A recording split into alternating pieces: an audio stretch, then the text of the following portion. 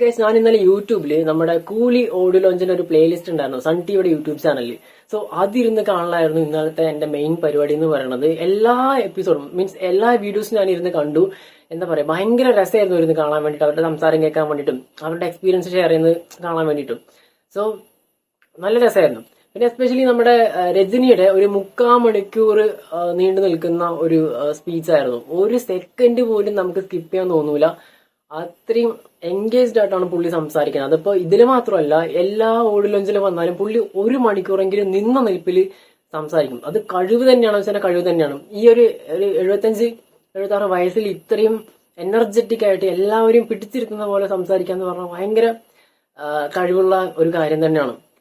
So പറയാൻ കാരണം, ഇപ്പൊ സോഷ്യൽ മീഡിയയിൽ ഇങ്ങനെ പാറിപ്പറന്നുകൊണ്ടിരിക്കുന്ന ഒരു കാര്യമാണ് നമ്മുടെ സൗബിനെ കുറിച്ച് പുള്ളി പറഞ്ഞത്. എന്ന് വെച്ച് കഴിഞ്ഞാൽ ഇത്രയും ഷോർട്ട് ആയിട്ടുള്ള അല്ലെങ്കിൽ ബാൾഡ് ആയിട്ടുള്ള ഒരാളെ എങ്ങനെ ഈ ഒരു ക്യാരക്ടർ ചെയ്യാൻ പറ്റിയെന്ന് വെച്ചാൽ, കാരണം സൗബിന്റെ ക്യാരക്ടർ ഫഹദിനെ കൊടുക്കാണ്ടിരുന്ന ക്യാരക്ടർ ആയിരുന്നു എല്ലാവർക്കും അറിയാം. സോ അതിനെ റീപ്ലേസ് ചെയ്യാൻ വേണ്ടിയിട്ട് സൗബിനെ കണ്ടപ്പോൾ ആ ഒരു ഫസ്റ്റ് ഇംപ്രഷനിൽ പുള്ളി സംസാരിച്ചു ഉത്തരേ, അതായത് ഈ ഒരു രൂപം വെച്ചിട്ട് എങ്ങനെയാണ് ഈ ഒരു ക്യാരക്ടർ ചെയ്യണമെന്നൊക്കെ പറഞ്ഞിട്ട് പറഞ്ഞു ഉത്തരേ. പക്ഷെ അത് എല്ലാവരും ബോഡി ഷെയിം ആയിട്ടാണ് ഇപ്പോ സൗബിനെ ബോഡി ഷെയിം ചെയ്തു കൊണ്ടിട്ടാണ് ഇപ്പൊ എല്ലാവരും ഒരു ഹെയ്റ്റ് സ്പ്രെഡ് ചെയ്തുകൊണ്ടിരിക്കുന്നത്. സത്യം പറഞ്ഞാൽ അതിന്റെ ഒന്നും ഒരു ആവശ്യമേ ഇല്ല. കാരണം ഇതൊരു കാര്യം ചോദിക്കട്ടെ, ഇത്രയും ലൈഫ് എക്സ്പീരിയൻസ് ഉള്ള ഇത്രയും ഒരു എല്ലാവരും ഒരു ലെജൻഡ് ആയിട്ടുള്ള ഒരു ആളാണ് നമ്മുടെ രജനികാന്ത് എന്ന് പറയുന്നത്. പുള്ളിക്ക് അങ്ങനെ ചെയ്യാൻ തോന്നുന്നു നിങ്ങൾക്ക് തോന്നുന്നുണ്ടോ? അതായത് മനഃപൂർവ്വം ചെയ്യാൻ പറ്റുമെന്ന് തോന്നുന്നുണ്ടോ? ഒരിക്കലും ഇല്ല. കാരണം ഇതൊക്കെ പുള്ളി ഒരു ഫണ്ണായിട്ട് എടുക്കുള്ളൂ.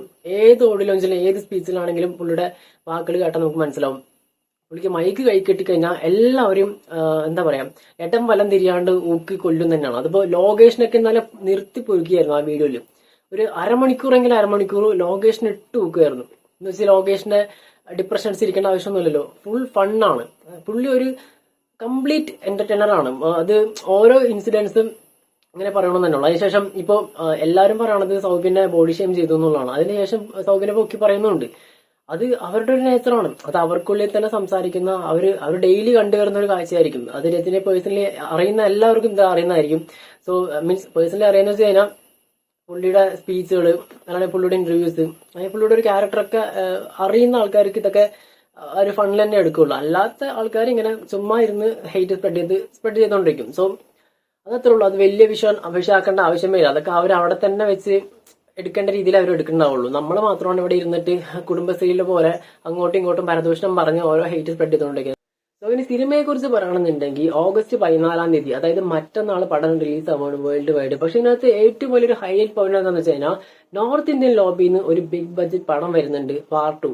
കൂലിയോടൊപ്പം ക്ലാഷ് റിലീസാണ്. അതും യാഷ് രാജ് ഫിലിംസ് പോലുള്ള ഒരു വൻ പ്രൊഡക്ഷൻ ഹൗസിന്റെ കയ്യിൽ നിന്നാണ് ഈ ഒരു പടം വരുന്നത്. അത് ചില്ലറ കാര്യമൊന്നുമല്ല. കാരണം പ്രൊമോഷന്റെ കാര്യത്തിലാണെങ്കിലും പ്രൊഡക്ഷന്റെ കാര്യത്തിലാണെങ്കിലും പൈസ ചെലവാക്കുന്ന കാര്യത്തിൽ ഒരു കോംപ്രമൈസും കാണിക്കാത്ത ഒരു ടീംസ് ആണ് നമ്മുടെ യാഷ് രാജ് ഫിലിംസ്. അതുകൊണ്ട് തന്നെ സൗത്തിലും നോർത്തിലും കൂലിക്ക് ഒരു ഐമാക്സ് തിയേറ്റർ പോലും കിട്ടിയിട്ടില്ല എന്നുള്ളതാണ്. അത്രയും ഹോൾഡാണ് അവർക്ക്. പക്ഷെ എന്ന് വെച്ചിട്ട് സൺ പിക്ചേഴ്സ് ചില്ലറ ടീമൊന്നുമല്ല. നോർത്ത് ഇന്ത്യയിൽ ഏറ്റവും വലിയ പ്രൊഡക്ഷൻ ഹൗസ് യാഷ് രാജ് ആണെന്നുണ്ടെങ്കിൽ സൗത്ത് ഇന്ത്യയിൽ സൺ പിക്ചേഴ്സ് തന്നെയാണ്. മീൻസ് ഈക്വലി പവർഫുൾ ആണ്. അതുകൊണ്ട് തന്നെ രണ്ട് ഇൻഡസ്ട്രിയുടെയും മാക്സിമം പൊട്ടൻഷ്യലി ഈ ഒരു ക്ലാഷ് റിലീസിൽ നമുക്ക് അറിയാൻ പറ്റുന്നതാണ്. ഒരു കാര്യം ഉറപ്പിക്കാം, ഇന്ത്യൻ ഫിലിം ഇൻഡസ്ട്രി കണ്ടതിൽ വെച്ച് തന്നെ ഏറ്റവും വലിയ ക്ലാഷ് റിലീസാണ് ഓഗസ്റ്റ് 14-ാം തീയതി നടക്കാൻ പോണത്.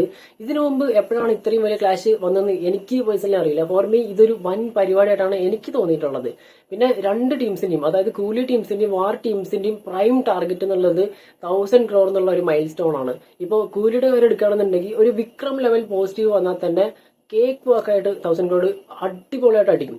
ഇതിപ്പോ കോളിവുഡിലേക്ക് ഫസ്റ്റ് 1000 കോടി കൊണ്ടുവരാൻ പോണ പടമായിട്ടാണ് എല്ലാവരും ഇതിനെ നോക്കിക്കാണുന്നത്, ഇൻക്ലൂഡിങ് മീ.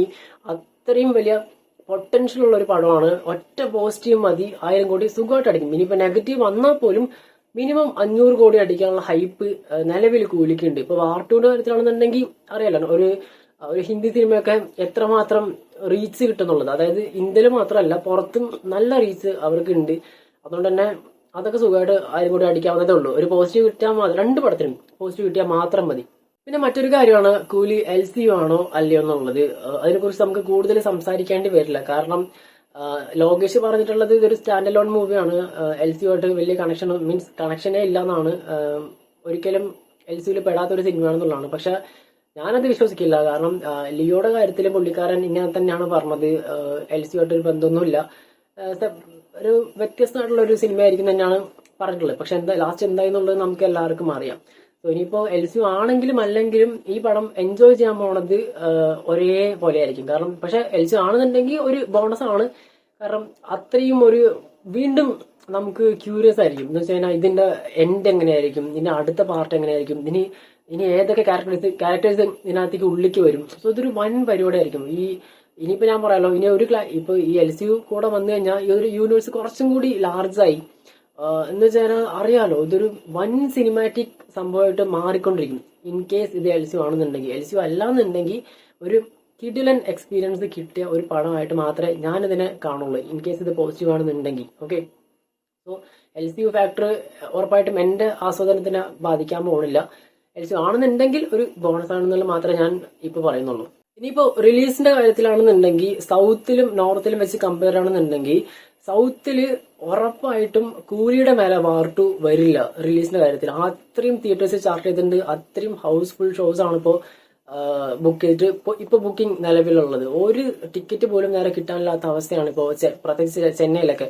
ഈവൻ കേരളത്തിൽ പോലും രചനയുടെ ഇത്രയും വലിയ ബുക്കിംഗ് ആദ്യമായിട്ട് തന്നെയാണ്. ഒറ്റ പേര്, രചനയുടെ പേരല്ല, ലോകേഷിന്റെ പേര്. കാരണം ഇത്രയും ക്രൗഡ് പുള്ളിംഗ് കപ്പാസിറ്റി ഉള്ള വേറൊരു ഡയറക്ടർ ഇപ്പോ നിലവിൽ ഇല്ല എന്നുള്ളത് തന്നെയാണ്. സോ ഐ മീൻ രാജമൗലി ഉണ്ട്, പക്ഷെ അതിനോടൊപ്പം തന്നെ നമുക്ക് പറയാൻ പറ്റുന്ന ഒരു പേര് തന്നെയാണ് ലോകേഷ് കനകരാജ് എന്നുള്ള ഒരു പേര്. സോ അത്രയും വലിയൊരു ബ്രാൻഡായിട്ട് മാറി കഴിഞ്ഞിരിക്കുകയാണ് ഓൾ സൗത്ത് ഇന്ത്യ എന്ന് പറയുന്നത്.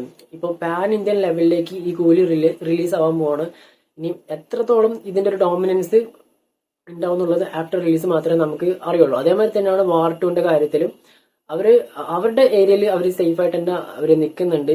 പക്ഷെ എങ്കിലും ഒരു സ്ലൈറ്റ് അഡ്വാൻറ്റേജ് ഇപ്പോഴും കൂലിക്ക് എല്ലാവിടെയും വേൾഡ് വൈഡ് ഉണ്ട് എന്നുള്ളത് തന്നെയാണ്. സോ ഇത്രയും കാര്യങ്ങളാണ് ഞാൻ ഈ ഒരു പടത്തെ നോക്കി കാണുന്നത്. സോ നിങ്ങളുടെ തോട്ട്സ് എന്തായാലും താഴെ കമന്റ് ബോക്സിൽ കമന്റ് ചെയ്യുക. വീഡിയോ ഇഷ്ടപ്പെട്ടാലും എല്ലാവർക്കും ലൈക്ക് ചെയ്യുക, നമ്മുടെ ചാനൽ സബ്സ്ക്രൈബ് ചെയ്ത് സപ്പോർട്ട് ചെയ്യുന്ന കാര്യം പറയുകയാണെങ്കിൽ. So thanks for watching.